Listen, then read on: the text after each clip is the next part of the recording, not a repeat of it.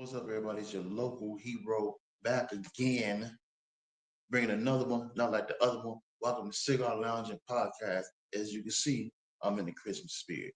Let's get it cracking. All right, I'm giving y'all the five worst cigars I've had because, of course, we do every year. We do the top 25 boutique cigars. I'm gonna give you the five worst that I have had, whether it's by buying it by accident or somebody sending it to me. And if you send me these cigars, forget you. I'm gonna try not to cuss at least for the next 2 minutes. Forget you.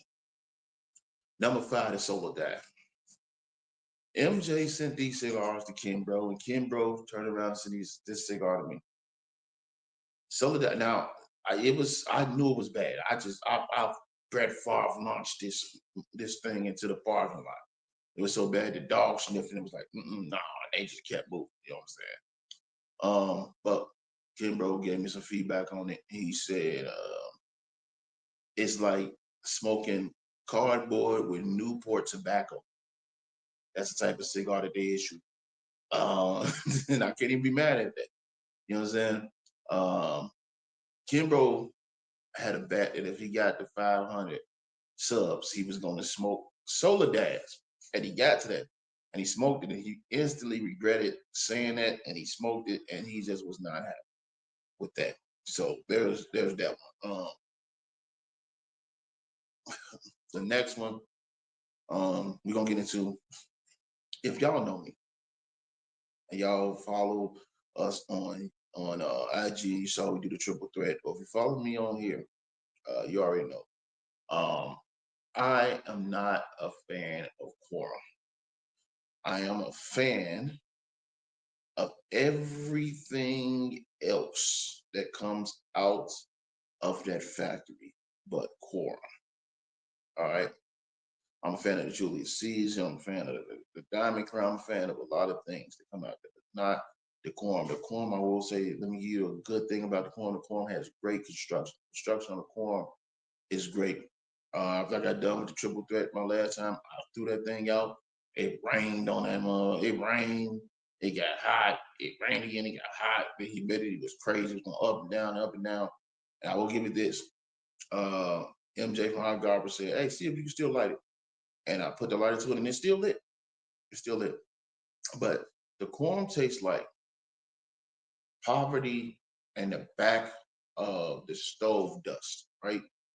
Like the quorum, it's like they took the leftover tobacco that didn't pass the test and they wrapped it up and they produced the quorum. And it's just not. If you smoke the quorum, hey, smoke what you like. I'm not disrespect. I'm not dissing you for smoking the quorum. But to me, dude, the quorum is just like it's not a good cigar. Like if you gift me a corn, I'm gonna throw it away. Somebody tried to gift me a corn. I left it right where they tried to gift it to me at. I'm not a fan of the corn. Anybody knows I just totally dislike corns. You know what I'm saying? And again, if all the newbies out there, taste is not indicative of price. There's some good cigars that are budget cigars. I did a list for a while back, and I'm gonna do a new list that's under $10, and they're just as good. A lot of for instance, El Jefe in certain spots, depending on where you at, that's under $10 a great cigar. Um, uh, Mia Moore for Cuba, La Cuba de Aroma, both of them, great cigar under $10. The Jericho Hill is a great cigar under $10. The AJ Fernandez Nicaraguan series is under $10. Cielo Brasilia is under $10. These are good cigars you can get for a cheap price. I would smoke a factory smoke, which is under five or about five, depending on where you at. Way better than this cigar.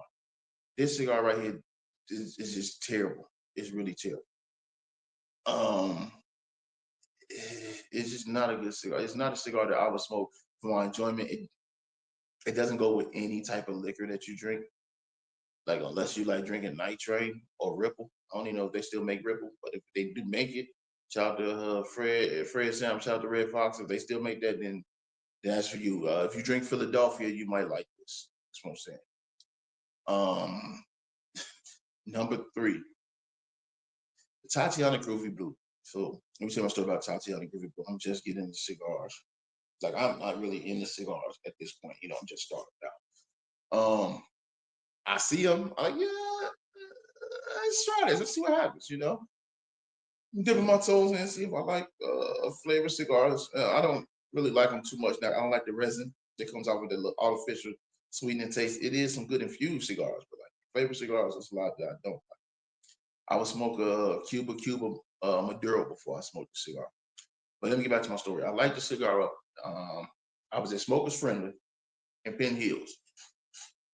I think it was like my first time going in there.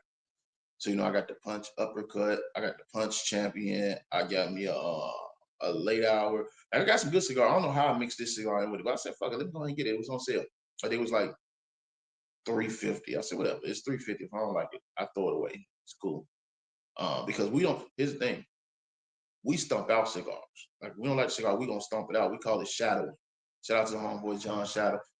We call it shadowing. You shadow that cigar. When that cigar ain't good, you throw that move on the ground and you stomp it out. Like you straight stomp it out. Like it's catching a fade or something. You Kirk Franklin that cigar. So I light it up and I hear from the back of the lounge, like while I'm smoking it, they're like, "Man, who the fuck lit up a groovy blue?" I'm like, "Oh damn." they, they know, they smell it. And I took I I'm like, well, maybe you don't like it. Maybe they don't like it. And I tried it. Dude, Kimbro had the best analogy of what it tastes like. It tastes like fucking potpourri. Like it tastes like unsweetened Kool-Aid. Like it's so the resin, the artificial sweetener is just so terrible on tip, man.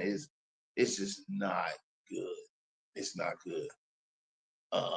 And I just, Kimbro did that with his triple threat. And he learned his lesson. Homeboy Marshall did it, man. He caught a nosebleed, yo. That shit was crazy. But yeah, we tried. I was not a fan of that. All right. So number two to me, I ain't gonna say it's, man. Number two is conflict. No, hold on. I'm gonna move that to number one. Number two, I'm gonna say is the throwaways, the little yellow band joints with the number on it. Those are like smoking black and mouse to me. Like if I was in high school and somebody gave me that, or I was gonna break it down and put something in it, that'd be good for that. But to smoke it as it's made, it's just not good. It's not good. That's like the cheap cigars you see the old mechanics used to smoke, or like maybe shout out to my buddies out in Little Italy, but the older Italian guys might chew on. They don't chew on those. They chew on the little Italian joints. But I'm saying that'd be something that they would just chew on, like they wouldn't smoke it. And that would be if that's what you do. That's what I would suggest you do with it. With smoking it, no, man, it's not pleasant. It's underwhelming. It's just not that cigar. Like I wouldn't suggest it for you if you really smoke cigars. Get into cigars. Like I wouldn't even suggest these cigars. I wouldn't even suggest giving them to beginners because they might be like, "Oh, fuck no." You know what I'm saying? Number one to me. Hold on, before I get to number one, let me get to my honorable mentions. I would say the 125th anniversary. Uh, do I want to put that out there? Because I ain't gonna say it's the best. It's just over. You know what? I'm gonna do a separate list. I'm gonna do for underwhelming cigars because I was gonna say the 125th La Paulina. I ain't gonna say it's a bad cigar. It's underwhelming. It's just a cigar that if it was $10 maybe, but for the price it is, it's just underwhelming. So I'm not gonna necessarily put that in this list. I'm gonna make a separate list for underwhelming cigars, and that we go with the Almond. To me, a lot of people like the Almond. I'm not a fan of it. Again, it's another cigar. It was only like $17, but it was a cigar that like really let me down when it comes to cigar smoking. So I'm not gonna put them in this list. I'm going to say though that those cigars definitely are underwhelming. So I'm gonna make a top five underwhelming list, and them two would definitely make it because they were so just underwhelming, man. They really were. I will also put and this is no disrespect to them. It's just to me, this personal. You as you know, taste is subjective. But I'll say number one to me, and I'm sorry if you feel some way because this is a boutique brand. I'm sorry to feel this way, but I would say the Jack. It would definitely be the Jack. I'll say it'd be the Jack by Belladonna. And to me, once it hit, it's just the tip, and the tip is just it's artificially sweetened. It's terrible. Like the taste of the cigar is not bad. I just don't like the finish. But she went to one of the factories that we know that we talk to, and hopefully they get her right because to me, I, it was just the cigar itself was good, but you just had to get over that artificial sweetener. I had to cut off a big portion of the cigar to get past that, so I could actually enjoy the cigar. And to me, there's nothing worse than having to cut off more cigar than what you need to actually enjoy it. But that cigar was just, it was just not. I ain't gonna say it was not good. It left a funny aftertaste. That was the thing. It was a real funny aftertaste. Like I had some okay infused cigars. I mean, it had some good infused cigars. I had some okay uh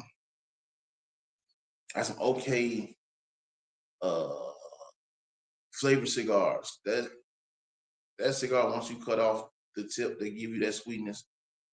It was actually palatable. It just was just the beginning of that cigar. Just trying to smoke it with the tip. And I was like, pause. I was like, nah, this ain't it, man. I'm just not a I wasn't a huge fan. The other ones was okay. The other ones was okay, but that one to me was one I'm like, nah, I can go without trying to taste it because it just it wasn't good to me. It wasn't that when I smoke and a lot of these cigars, and also with the underwhelming cigars as well, they don't have like if I'm paying a certain amount of money for a cigar, I want it to have a transition. Like if I'm, and I'm just gonna smoke a cigar to smoke a cigar, and I'm just gonna go get me a factory smoke because I don't have to care about the transition or anything. I'm just smoking it, because I want to smoke a cigar. But if I'm paying certain type of money for a cigar, I want it to have some type of transition where it make me say, "Oh, oh, okay, okay." Or if it's a good smoke all the way through, because I've had cigars that was just a straight smoke, but it was good all the way through. I could do that. But like for a certain type of money, it has to be some type of to me it has to be some type of transition. It has to make me say oh, and these cigars make me say oh, but not oh and like oh. It's like oh, like oh, if that makes any sense. You get what I'm saying? It's just how I feel about cigars. I will say also, let's do some honorable mentions. I would say let's put the Fat Bottom Betty in it. I know it's a good beginning cigar. A lot of women love it. It's great. To me, it's just not it, man. It's just not it. I'm not a fan of flavor or anything. If you like it, I love it. Again, I'm not telling you what to smoke. I'm just saying for me, this is my list. For me, that's not a cigar that I would go out and readily buy. The ashtray is dope. I like the ashtray. We gave one out. The ashtray is dope. But this is not a cigar that I would go out and like seek. I wouldn't seek it. Um, Also honorable mention, the Ghost. Now, let me just say this.